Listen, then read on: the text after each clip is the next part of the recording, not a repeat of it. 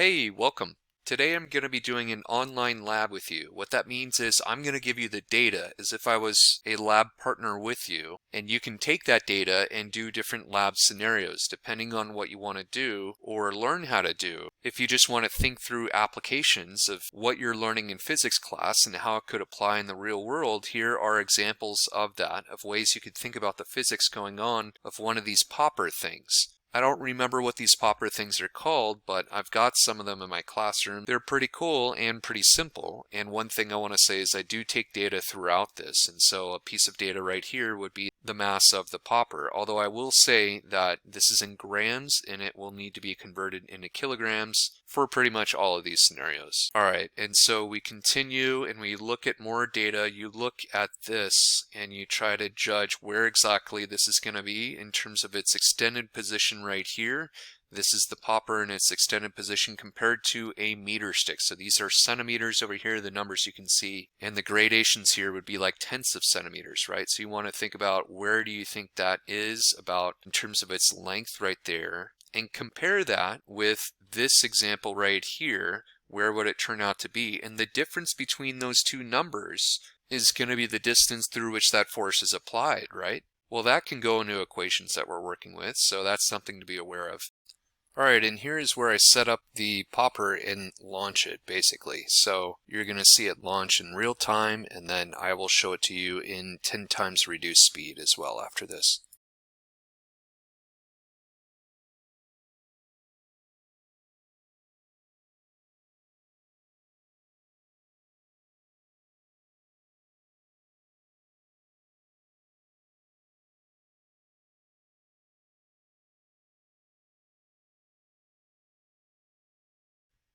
All right, so at this point you've seen the data in terms of the video with that information in it too. All right, and so let's talk about possible lab ideas here. So first of all, we could use conservation of energy in a couple different ways. It turns out that the total amount of energy you have before an event is equal to the total amount of energy you have after an event. So really there are actually three parts to this, not two. There are three parts to this because there's an initial part where the popper is compressed down and it has stored potential energy in the spring, and that converts into a certain amount of kinetic energy at the instant it leaves the surface. And then further, there's even other energy that you could convert that into potential energy when it reaches the peak over here. All three of those energies are equal to each other because we're not losing a significant amount of energy to heat or air resistance or friction, anything like that. So we know the initial elastic potential energy is equal to the kinetic energy of this thing as it's launching, and then even further you could say it's gravitational potential energy at the end of this thing. So we could determine what that initial potential energy is in the spring.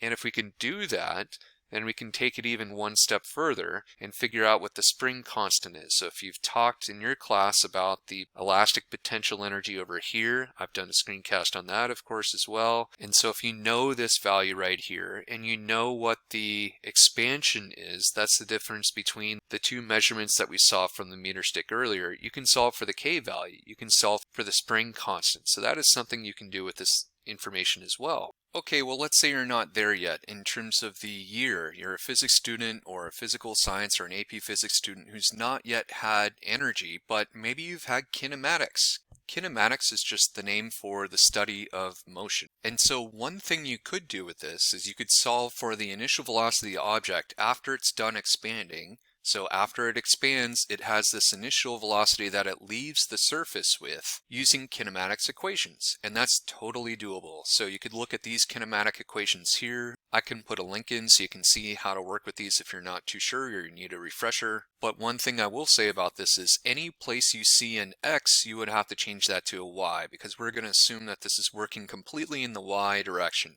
I will say while I'm thinking about it too, assume it just moves straight up and straight down. It actually does have a little bit of X motion, but we're going to ignore that and just assume it's a projectile in one dimension, the Y dimension. You could solve, for instance, for the initial velocity using those ideas.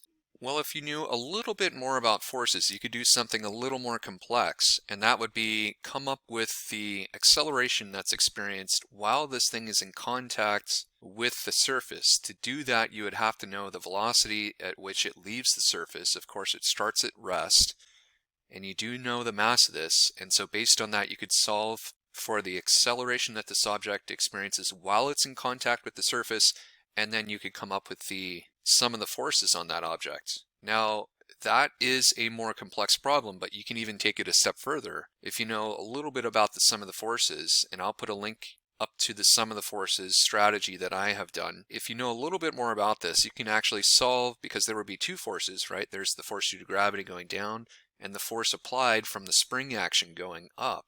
You could actually solve for that force applied going upwards from the spring of the device itself. All right, well, let's say you're at the second half of the year and you're starting to talk about work and energy. You could use the work kinetic energy theorem here to be able to solve for the net work that's done on the popper by the spring. As the spring expands out, how much work does that do? Well, remember, work is force times the distance through which that force is applied. We know the distance because we know its initial position, its final position, and we can solve for our work net, or we could solve for the initial force using the work kinetic energy theorem, and maybe conservation of energy as well. All right, and if we want to get even more specific, like I was hinting at earlier, you can solve for the actual force that causes the change in kinetic energy of the object. You could say as it jumps from the surface up to the highest point of its flight. So those are some ideas that you could use for labs and application-based ideas that hopefully are interesting and relate to the real world. So hopefully this has been helpful. I will put links to all of these concepts down in the comment section below. If you have any comments, please let me know, and I hope you all have a great day. Take care.